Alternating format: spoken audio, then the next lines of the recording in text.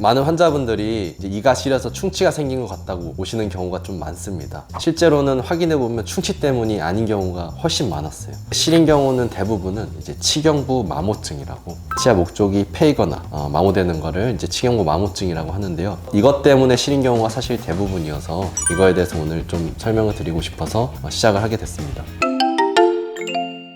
크게 이 치경부 마모증은 두 가지로 볼 수 있어요. 첫째로는 양치질을 하실 때 옆으로 너무 세게 해서 이제 마모되고 패이는 경우가 있고요. 두 번째로는 이제 치아가 과도한 힘을 받아서 치아 목쪽에서 터져 나가는 경우가 있습니다. 이를 이제 굴곡 파절이라고도 하는데요. 옆으로 양치했을 때 이가 패이는 이유는 위아래로 하는 것보다 옆으로 세게 힘을 더 줄 수가 있어요. 그래서 더 그런 경우도 있고, 치아 구조를 봤을 때 이 제일 바깥쪽 껍질인 범랑질을 이루는 결정 구조들이 옆으로 할 때 더 잘 깨져 나갑니다. 그래서 더 패이기도 하고요. 다만 양치질로만으로는 이렇게 많이 패이기는 쉽지는 않은데요. 실제로는 시간이 지나면서 치아도 노화가 되고 범랑질이 마모가 되면서 힘을 지속적으로 받으면서 터져나가는 경우가 사실 훨씬 더 많습니다. 단순히 뭐 양치질만 세게 해서 문제가 있다 보다는 이제 복합적으로 진행이 되는 경우가 좀 많습니다. 치아의 기본 구조부터 다시 설명을 드리면, 치아는 범랑질과 상아질 그리고 치수, 이렇게 크게 세 가지로 나누어 볼 수가 있는데, 가장 겉에 있는 범랑질은 이제 신경이 없는 부분이고 감각이 이제 전달되지 않는 부분입니다. 그 내부의 상아질은 그 상아질 내에 미세한 관 구조인 상아세관이 존재를 합니다. 이 상아세관 안에는 체액이 있고 치아의 신경과 연결된 촉수가 있는데, 일반적으로는 범랑질이 겉에를 덮고 있어서 외부하고 차단이 되어 있지만, 여러 가지 이유로 범랑질이 벗겨지고 상아질이 노출이 되면은 시린 증상이 발생을 하게 됩니다.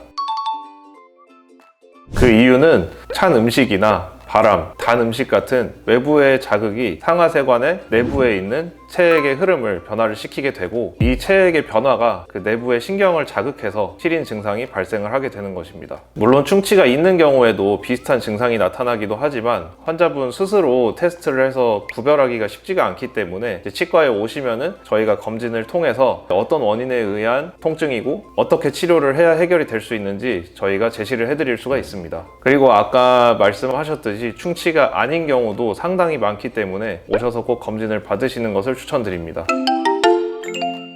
치경부 마모증이 존재를 하는데, 그러니까 쉽게 말해서 치아가 패여 있는데 증상이 없는 경우들도 있어요. 이런 경우에는 보통 지켜보는 쪽으로 저희가 말씀을 드립니다. 그리고 만약에 너무 많이 패여 있거나 안쪽이 사가 있는 경우에는 떼우는 치료를 권장드리기도 합니다. 실제로 이제 충치가 있는데 시리지 않는 경우가 사실 좀 많아요. 신경까지 먹기 전까지는 범랑질이 덮은 상태로 속에서 썩어 들어가기 때문에 오히려 시린 증상이 별로 없고, 이 치경부 마모증 같은 경우는 겉에 껍질이 날아가서 상아질이 노출이 된 경우여서 오히려 이럴 때 시린 경우가 더 많습니다. 그러면은 치경부 마모증이 있는데 시린 경우에 어떻게 치료하는지 세 가지로 말씀을 드리도록 하겠습니다. 첫 번째, 시린 부위 혹은 전체적으로 불소를 도포하는 방법인데요. 불소에 대해서는 많이 들어본 적이 있으실 겁니다. 불소를 도포하게 되면은 치아에 있는 칼슘과 이 불소가 만나서 불소 칼슘 복합체를 만들게 되는데요. 이를 아까 시린 증상을 나타나게 하는 이 상하세관을 막아버리게 되는 거죠. 이 상하세관을 막게 되면은 시린 증상을 좀 완화시켜 줄 수 있다. 이렇게 돼서 이제 불소 도포를 진행을 하는 경우도 있고요. 두 번째, 매니큐어처럼 이 페인 부분을 얇게 코팅을 하는 방법이 있습니다. 이것도 결국 이제 상하세관을 막아서 시린 증상을 완화하는 방법인데요. 사실 이것도 뭐 영구적인 건 아니라서 시간이 지나면 다시 해야 될 수는 있지만 보험 진료로 간단하게 끝날 수 있는 방법이라 시린 증상이 심하지 않는 경우에는 많이 권해드리는 방법입니다. 마지막으로 세 번째,